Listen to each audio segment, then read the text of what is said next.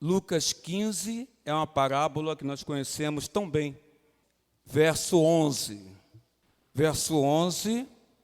ao verso de número 21. Agora vamos ler nesse momento. Verso 11 ao verso 21 e 22 também, para encerrar a leitura. Abrindo a sua Bíblia, irmão ou irmã, fique de pé, por gentileza. Quem localizou, diga amém. Então, todos localizaram, então, né? Glória a Deus por isso. Diz assim a palavra do Senhor. Continuou. Certo homem tinha 2 filhos. O mais moço deles disse ao pai: dai-me parte dos bens que me cabe. E ele lhe repartiu os haveres. Passado não muitos dias, o filho mais moço, ajuntando tudo que era seu, partiu para uma terra distante e lá dissipou todos os seus bens. Vivendo dissolutamente, depois de ter consumido tudo, sobreveio àquele país uma grande fome e ele começou a passar necessidades. Então ele foi e se agregou a um dos cidadãos da terra e este o mandou para os seus campos a guardar porcos. Ali desejava fartar-se das alfarrobas que os porcos comiam, mas ninguém lhe dava nada. Então, caindo em si, disse: quantos trabalhadores de meu pai têm pão com fartura, e eu aqui morro de fome. Levantar-me-ei, irei ter com meu pai, e lhe direi: pai, pequei contra o céu, e diante de ti, já não sou digno de ser chamado teu filho. Trata-me como um dos teus trabalhadores. E levantando-se foi para o seu pai. Vinha ele ainda longe, quando seu pai o avistou, e compadecido dele, correndo, o abraçou e beijou. E o filho lhe disse: pai, pequei contra o céu, e diante de ti já não sou digno de ser chamado teu filho. O pai, porém, disse aos seus servos: trazei depressa a melhor roupa, vestiu-o, ponde-lhe um anel no dedo e sandália nos pés. Que Deus nos abençoe com a leitura da sua palavra nesse momento na casa do Pai. A igreja pode tomar assento. Pai querido, Pai amado, Senhor nosso Deus, glorificado seja teu nome neste lugar, Senhor. Te agradecemos, ó Pai, por todos os momentos que estamos vivenciando dentro do culto, por todas as situações que aqui ocorreram, Senhor Deus, e que não eram do nosso querer, mas tudo corre de acordo, Senhor Deus, com a sua permissão, com a sua vontade. E temos bastante humildade, todos nós, para entendermos isso. Abençoa-nos, ó Pai amado, e ilumina a congregação com o teu Espírito Santo, para que possamos, ó Pai, em nome de Jesus, ouvir a tua voz neste lugar. É o que nós te pedimos, humildemente, a iluminação do teu Espírito Santo, para este que tu colocaste para trazer a palavra, mas também, Senhor Deus, para toda a congregação dos santos que aqui está reunida, ó Pai, e todo aquele que nos visitam nesta manhã de domingo. Em nome de Jesus, nós oramos, te agradecemos, agora e para todos sempre. Amém, Senhor. A história é conhecida. Falar de um filho que abandona o pai e um pai que o ama tremendamente e o aguarda seu retorno. É a história do pai do filho pródigo. Porém, também poderia ser chamado, como muitos autores colocam, o pai compassivo, o pai misericordioso, o pai que está atento ao coração do filho, no sentido que saudade dele sente, mas que permite ele escolher o seu caminho, ele fazia aquilo que ele quer, para lá na frente, aquele filho perceber que tudo que ele tinha estava com o pai, estava na casa do pai.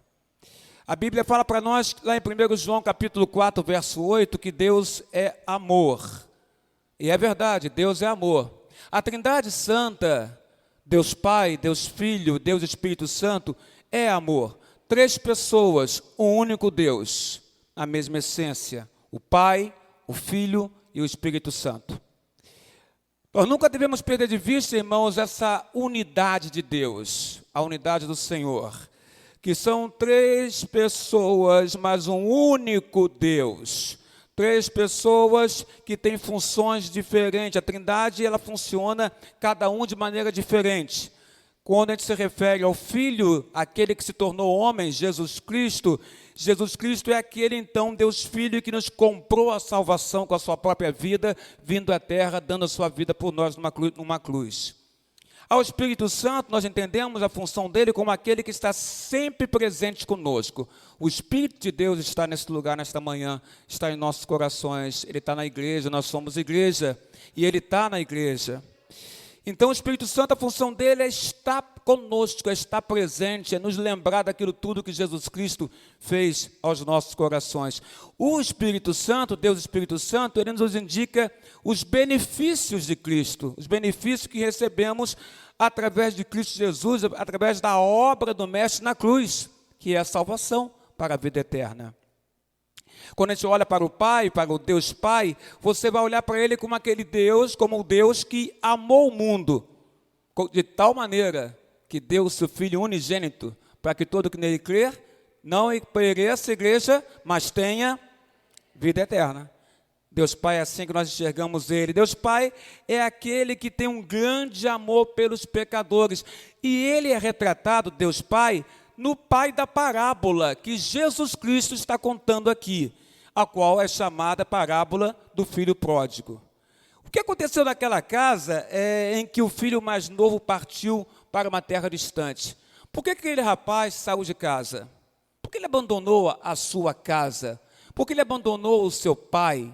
Por que ele abandonou o seu irmão? Por que ele chega para o pai e exige do pai, pede ao pai uma herança que na verdade ele receberia sim, mas quando o pai falecesse, e não quando o pai ainda vivo, ele queria que o pai já dividisse, já desse a parte dele, para que ele simplesmente ausentasse da sua casa. Ele estava dizendo o seguinte: pai, olha, me dá esse dinheiro que cabe a mim como seu filho, para que eu possa pegar esses valores e poder ir embora desta casa, embora da sua presença, embora da presença do meu irmão, porque ele tinha um irmão mais velho, ainda que neste texto de hoje, nós não vamos falar do irmão mais velho. O que levou esse rapaz a ir embora? Não nos é dito, irmãos, que o pai tenha se esforçado para o filho ficar. Não nos é dito. Na verdade, quando a Bíblia nos coloca para nós que o filho chega ao pai, lá no versículo número 12, o mais moço disse então ao pai: pai, dai-me parte dos bens que me cabe, e ele, pai, lhe repartiu os haveres. Não há informação aqui do pai tentando de alguma forma que o filho desistisse dessa ideia. Não há essa informação aqui. Talvez o pai conhecesse tão bem o seu filho mais novo, que entendeu que não haveria condições dele insistir com esse filho, porque ele iria desta forma mesmo. E isso é fácil nós entendermos de maneira, uma ótica humana. Quando você conhece uma pessoa, e essa pessoa, você entende que ela toma uma decisão, e quando ela toma uma decisão, dificilmente ela retorna, ela recua, você nota que é desnecessário, ou vai ser cansativo tentar discutir com ela, porque ela vai manter a posição dela, e ela vai fazer exatamente o que ela quer fazer. Quantas pessoas que nós conhecemos, né, irmãos e irmãs, amigo visitante, que é assim, que você sabe que não adianta você insistir, porque ela vai manter a posição dela e vai fazer aquilo que ela quer. Talvez o pai conhecesse tão bem esse filho, certamente eu conhecia, que esse pai tristificou, porque amava o seu filho, mas permitiu que ele saísse da sua casa. O sair da sua casa, ou permitir que ele saísse da sua casa, não significava que ele não amasse seu filho. Ele o amava, mas ele o conhecia, e por conhecer, permitiu. Se trouxermos isso para a ótica de Deus, Deus Pai, muitas das vezes exerce a sua vontade permissiva, permitindo a nós que façamos coisas que não é aquilo que ele gostaria que nós fizéssemos, mas Ele permite nós fazermos certas coisas para que lá na frente você veja, querido irmão, o grande erro que foi a decisão tomada. Deus, muitas das vezes, nos faz isso. O desenrolar dessa parábola indica que esse pai o amava. Então, esse deixar ir, vai ilustrar uma das maneiras que Deus Pai interage com os seres humanos, com as pessoas que Deus Pai ama. Deus lida com cada um de nós, com cada pessoa de maneira diferente. Comigo ele agiu de uma maneira, com você ele age de outra maneira. Com cada um de nós, Deus age de uma maneira diferente, mas age sempre de acordo com a sua sabedoria, sabedoria do Senhor. O ponto alto aqui é que ele, Deus Pai, às vezes permite, como falei agora há pouco, que algumas pessoas a quem ele ama façam o que parece ser desvios desastrosos nas suas próprias vidas, nas suas andanças pelo mundo. Durante esse tempo em que Deus Pai permite que você realize esses desvios desastrosos, porque você tomou essa decisão, porque você quis assim, porque você teimou dessa maneira, porque você entendeu que era melhor para você, durante esse tempo, Deus ainda não nos desampara, Deus cuida de nós. Nesse tempo do desvio desastroso pelo mundo, Deus continua cuidando de nós, Deus continua preservando nossas vidas, ainda que nós tenhamos tomado decisões que não sejam do agrado dEle. E muitas das vezes o Senhor Deus, nesse cuidar de nós, ainda que tenhamos tomado decisões desastrosas, Ele impede até de nós cometermos certos tipos de pecado nessa ação que nós estamos tomando. O pai terrestre não pode fazer isso. O pai terrestre que Jesus está contando a parábola, ele já não pode fazer igual a Deus. O pai terrestre só pode orar.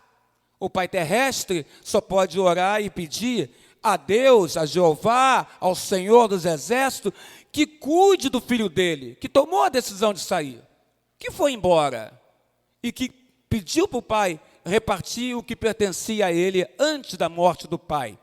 O pai terrestre, então, ele ora, ele pede a Deus que cuide do seu filho, e mais, Deus, Senhor, traga um dia ele de volta para casa com segurança. Isso é que o pai terrestre pode fazer. Enquanto o filho estiver no país distante, ele está fora do controle do seu pai, porque o pai não está vendo ele, o pai não sabe o que ele está fazendo, o pai não sabe o que ele está vivenciando na sua vida, já que ele saiu de casa. Ele está fora dos olhos, da vista, do controle do pai terrestre ou do pai terreno. Outra coisa que o pai terreno pode fazer é sair de casa, abrir a porta e olhar para o horizonte, numa esperança que esse filho, dia após dia, ele possa retornar, numa esperança, numa busca da imagem, do vulto do filho, voltando para a sua casa, voltando para o seu lar, é olhar para o horizonte, em busca de um sinal de retorno do seu filho que ele gosta tanto, muito amado, voltar para casa. Desta passagem, irmãos, que você conhece, acredito eu, com certeza, pode-se dizer que isso destaca um ponto importante sobre a interpretação da parábola. O pai terreno é, de certa forma, uma ilustração de Deus Pai, podemos falar assim. Mas, em outros aspectos, ele não é uma ilustração do Deus Pai, e nem poderia ser, porque Deus é Deus, e o homem é homem. Deus pode todas as coisas, o homem pode olhar para o horizonte, orar e pedir a Deus que haja dentro da sua casa, dentro do seu lar. Agora que a gente falou um pouquinho do pai, vamos tentar falar um pouquinho agora do filho. O filho foi para um país distante, e no país distante encontramos ele lá. A Bíblia fala no versículo de número 3, que passado não muitos dias, o filho mais moço ajuntou tudo que era seu, pegou os haveres, pegou o dinheiro, o que o pai passou para ele, da herança, e partiu para uma terra bem distante, bem longe da vista do seu pai, terreno. E distante lá ele dissipou todos os bens, tudo que o pai deu, ele gastou, ele dissipou. A Bíblia fala que ele viveu de forma dissoluta ou dissolutamente. Significa que ele gastou tudo sem parcimônia. Ele é filho pródigo, pródigo é isso, é gastar, sem medir as consequências. E também quando fala que ele viveu uma vida de maneira dissoluta, é porque ele também se envolveu com questões relativas ao sexo. Ou seja, ele foi para uma terra distante, se relacionou sexualmente com mulheres, gastou todo o seu dinheiro e levou uma vida promíscua, aquele jovem. E o pai, em casa, orando e pedindo a Deus para que ele pudesse retornar, pudesse voltar. O tempo passou e todo o dinheiro que é conseguido, um dia acaba. E para o filho, também acabou. Ele não tinha mais dinheiro. Quando ele tinha dinheiro, entendemos que ele tinha amigos, porque sempre funciona assim. Quando a gente tem dinheiro, nós temos amigos que nos acompanham nas bebidas, nos acompanham nas farras, nos acompanham nas saídas, nos acompanham onde nós formos, porque nós temos dinheiro. Então, eles se tornam nossos melhores amigos, porque estão sempre dispostos a estar conosco nas nossas farras, nossas saídas, e no caso do filho mais novo, nas orgias que ele participava com diversas mulheres ao longo do tempo em que ele tinha dinheiro. Mas o dinheiro acabou, porque um dia o dinheiro acaba. O dinheiro acaba. Um dia o dinheiro acabou, ele gastou todo o dinheiro. Então, para sobreviver, porque nós também sabemos que se o dinheiro acaba, sabemos também que nós temos que continuar sobrevivendo. E para sobreviver, esse filho que estava em terra distante, fora dos olhos do pai, e era isso que ele queria. Ele queria estar fora dos olhos do pai, Arminda. Ele queria estar fora. Ele não queria estar próximo aos olhos do pai. Ele queria estar fora do alcance, do controle e domínio dos olhos do pai. E agora está, o dinheiro acaba. Então, para sobreviver, ele aceita um trabalho. Jesus diz que ele arranja um trabalho. E a informação que vem no versículo 15 é que ele, então, foi, verso 15 de Lucas 15, ele foi, se agregou a um dos cidadãos daquela terra, terra distante, fora da sua casa, fora da casa do seu pai, da fazenda do seu pai. E este, então, o dono daquela propriedade, mandou ele para os campos a guardar porcos. Mas a fome era tão grande que, se você olhar para o versículo 16, a Bíblia diz para a gente, Jesus Cristo está contando essa história, que ele tinha tanta fome que ele desejava se alimentar. E o que ele pensou em comer? Ele desejou se fartar das alfarrobas que os porcos comiam, da comida, do resto que era dado para os porcos. A Bíblia fala que ele queria se fartar. Jesus fala isso. Ele queria se fartar do resto que os porcos comiam. Nós sabemos que o judeu entende que o porco é um animal impuro. Jesus conta essa parábola para os judeus, e os judeus nunca comeriam algo oriundo de um animal impuro, ainda mais comer algo que os próprios animais impuros comiam, como no caso do porco, que eram as alfarrobas, que eram aqueles restos. Então aquilo era uma tremenda humilhação. Humilhação para ele, judeu, comer daquilo. E Cristo conta que esse rapaz desejava se fartar. Então ele queria, era muito, a fome era tão grande, tão forte, que ele queria muito, muito, muito comer do resto que era dado para os porcos. Mas a informação que a Bíblia nos passa por Jesus é, verso 16, mas ninguém lhe dava nada. Nem isso ele estava conseguindo, nem isso ele tinha, nem o resto dos porcos ele estava conseguindo. No momento que ele sai da sua casa, da casa do seu pai, e vai para uma vida desastrada no mundo, e que ele gasta tudo que ele tem, tudo que ele tinha na sua mão, no seu poder, ele gasta, pensando que nunca acabaria. Quando acaba, ele vive uma vida totalmente desregrada, e nem comer o resto dos porcos ele tinha condição de comer. Ele está com fome, ele está sozinho, e ele está completamente, irmãos e irmãs, miserável, porque não há ninguém por ele. Ele não está em casa, ele não tem um pai por ele, ele está só. Só onde, meu pastor? No mundo. No mundo, ele está só. Mas aquelas pessoas que andavam com ele, nós conhecemos como amigos de ocasião. Quando você tem amigos. Quando você não tem dinheiro, você não tem amigos. Ele está só, está sozinho, está com fome, completamente miserável. No entanto, ele ainda representa algo para nós. Ele representa o pecador, que Deus Pai continua a proteger e Deus Pai continua a amar. Deus não ama o pecado, é contrário ao pecado, mas Deus ama o pecador.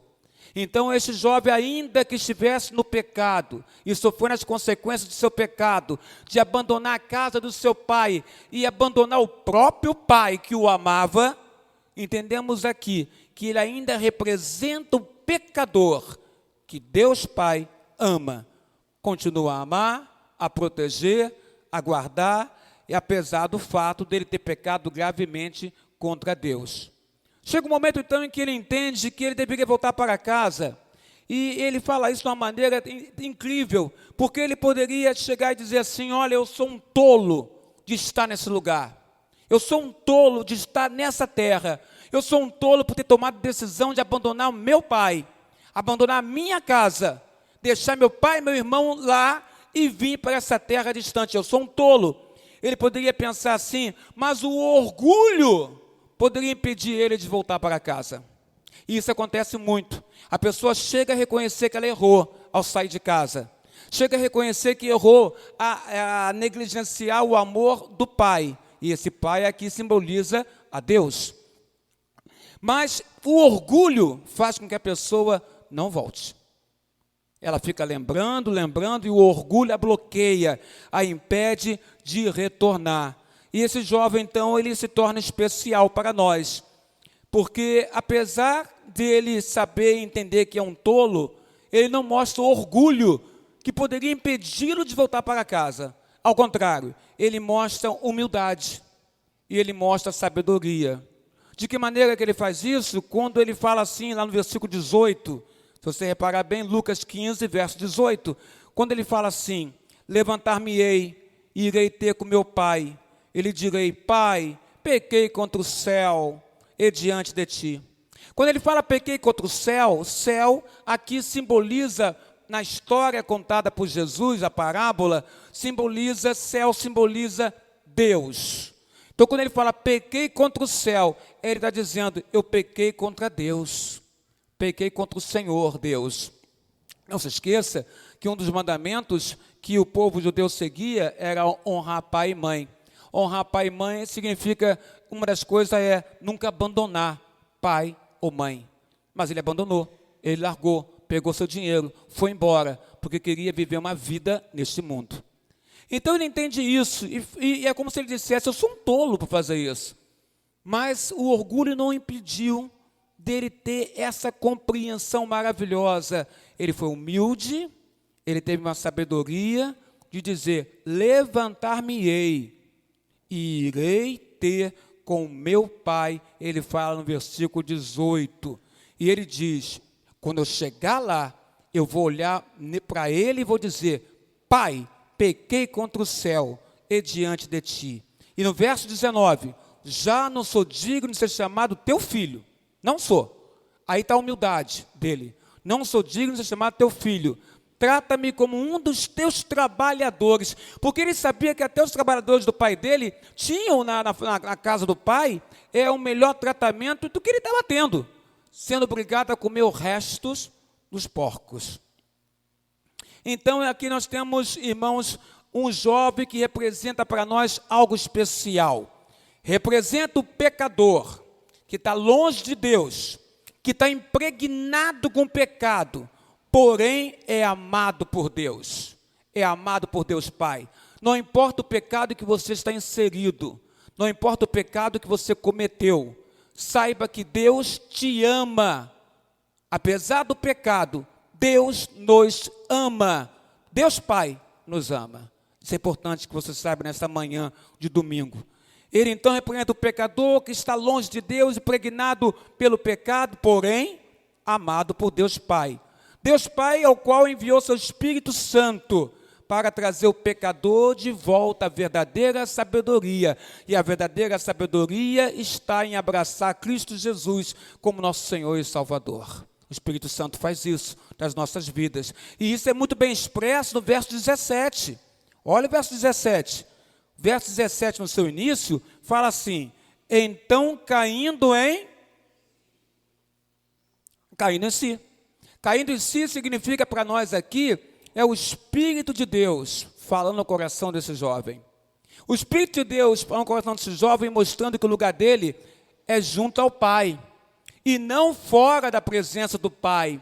Então, caindo em si, contado por Jesus, dentro desse contexto aos judeus, Cristo coloca aqui, nós podemos trazer para os dias de hoje, e caindo em si significa o Espírito Santo falando a você e dizendo que é a hora de voltar para a casa do Pai, para a casa do nosso Deus Pai. Isso ilustra o que acontece quando Deus abre os olhos do pecador. O pecador por si só não pode enxergar Deus e nem se aproximar de Deus. Mas quando o Espírito de Deus, ele abre o entendimento, ele entra no coração do pecador, Deus mostra seu amor, sua misericórdia, e mostra ali o seu perdão e dá vida a este pecador em Cristo Jesus, aí sim o pecador consegue olhar pelos olhos espirituais e enxergar a Deus. O chamado do Senhor é para todos, sem exceção, irmãos. Mas venham essas pessoas a encontrar a vida e o perdão em Jesus Cristo. Mas somente conseguirão passar o obstáculo da cegueira espiritual, o obstáculo do seu próprio orgulho, aqueles a quem o Espírito de Deus, o Espírito Santo, tocar e mexer e transformar o coração dessa pessoa. É para todos, mas somente aqueles que o Espírito Santo agir no coração, esses vão retornar, vão voltar para o Senhor. Não importa quão miserável está a vida dessa pessoa na terra, se o Espírito de Deus tocar no coração dela, sim, haverá conversão nessa vida. E essa pessoa vai abraçar a fé em Cristo Jesus e vai querer retornar para casa. O Espírito Santo, ele então capacita ao homem uma conversão verdadeira. É o Espírito que abre o coração, é o Espírito que entra em nós, é o Espírito que nos convence da justiça, do juízo, do pecado, é o Espírito que nos mostra que Cristo é o nosso Senhor e é o Filho de Deus. É o Espírito Santo que nos leva ao arrependimento. Arrependimento que esse jovem teve quando caiu em si e disse: levantar-me-ei e irei ter com meu pai. E lhe direi: pai, eu pequei contra Deus. Eu não sou disso chamado seu filho. Me trate como um dos teus trabalhadores. Era essa maneira que esse jovem queria voltar para casa. Um arrependimento, uma humildade tamanha que ele queria ser comparado pelo pai aos trabalhadores do pai. E não mais ser chamado de filho pelo próprio pai. A próxima cena dessa parábola maravilhosa que Cristo conta e que nos chama a atenção aqui é a cena que supera todas as outras, porque ela ilustra o amor de Deus. Deus Pai, ao receber o pecador arrependido, versículo 20, olha que a Bíblia fala para nós aí. Ele, levantando-se, foi para o seu pai. Veja, ele fala que quer ser tratado como trabalhador do pai. Ele se levanta e diz que pecou contra o céu, pecou contra Deus, quer voltar para casa. E no versículo 20 mostra exatamente para onde ele está voltando e para quem ele está voltando. Versículo 20, ele levantando-se foi para o seu pai. Ele foi para casa, ele foi para o pai. Vinha ele ainda longe, quando seu pai o avistou e, compadecido dele, correndo, o abraçou e o beijou. O pai terreno ainda está olhando para o horizonte, porque é assim que nós somos, não é verdade? Você não é pai? Ou você é filho? O pai olha para o horizonte, porque tem no coração uma esperança do retorno do filho amado. E ele olha para o horizonte e o coração dele pula de alegria, quando de longe ele vê a figura do seu filho. Ele não consegue esperar o filho chegar na fazenda. Ele sai correndo e vai em direção ao seu filho. Por isso que a Bíblia fala: vinha de longe quando seu pai o avistou e, compadecido dele, correu, o abraçou e o beijou. Ele se agarra ao seu pescoço, ele o beija. Não há na boca do pai recriminações. Não há. Não há nenhuma recriminação. E poderia haver muitas, mas ele não tece, não fala nenhuma. Ele ouve a confissão do filho, ainda que não quisesse nem ouvir. E fica feliz em ouvi-la, mas o seu amor pelo filho supera até a confissão. Porque o filho não precisava nem se confessar a ele. Porque ele, como pai, estava já o abraçando, demonstrando ali o seu perdão. O pai não diz nada como tipo, por exemplo: filho, olha, vai se limpar. Você está cheirando mal. Está cheirando a suor, a porcos. Você está imundo, a sua roupa está maltrapilha, está mal cheirosa. Então o filho fala o seguinte: vai lá se lavar, vai trocar de roupa, para depois então eu poder te abraçar. O pai não fala isso, o pai não manda ele se limpar e dar-lhe um aperto de mão de longe, porque o cheiro era forte que vinha do corpo do rapaz. O pai não faz isso. Sabe por que o pai não faz isso? Porque o pai é pai. E sendo pai, o pai o abraça, envolve o filho com seu abraço, envolve o filho com seu amor no seu abraço. O cheiro do país distante estava impregnado no rapaz, mas o cheiro do país distante não é o suficiente para afastar este pai do seu filho. O cheiro do pecado, do meu pecado, do seu pecado, ele não é suficiente para afastar de ti o amor de Deus sobre a sua vida. Por isso que o Espírito Santo em nós nos leva ao arrependimento dos nossos pecados, para também nos levantarmos e dizermos assim: levantar-me-ei e irei ter com meu pai. O pai é o homem mais feliz do mundo. Isso podia ser, né? Pois é, Rita, o filho voltou para casa. Ele é o homem mais feliz do mundo. O filho está em casa. O pai, a mente do pai se move rapidamente para o que ele quer fazer para marcar a ocasião. Ele quer uma festa. Ele quer se alegrar na presença do seu filho e que todos se alegrassem também na presença do seu filho que estava ali agora ao seu redor. Ele organiza a celebração. Ele ordena que lhe tragam 3 coisas. Meu filho voltou, então tragam para mim 3 coisas. A primeira coisa, me tragam a melhor túnica, para que seja tirado dele esses trapos que ele está usando, mal cheirosos. Traga a melhor túnica para ele. Traga para ele um anel, e traga para ele sapatos. 3 coisas o pai então ordena que tragam.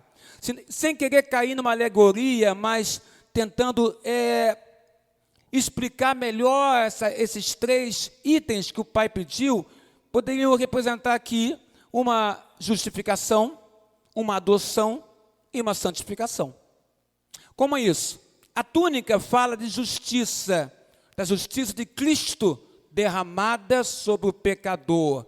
A túnica vai simbolizar a justiça de Cristo que é derramada sobre o pecador. Jesus nos lava de todos os pecados, Jesus nos justifica perante o Pai. O anel fala de algo, de você pertencer à família de Deus, porque o anel colocado no dedo do rapaz significava que ele não era trabalhador do seu pai, mas que ele era filho, porque só a família podia usar aquele anel. Então o anel simboliza que aquele rapaz pertence à família do seu pai. E para nós, hoje, esse anel simboliza pertencer à família de Deus.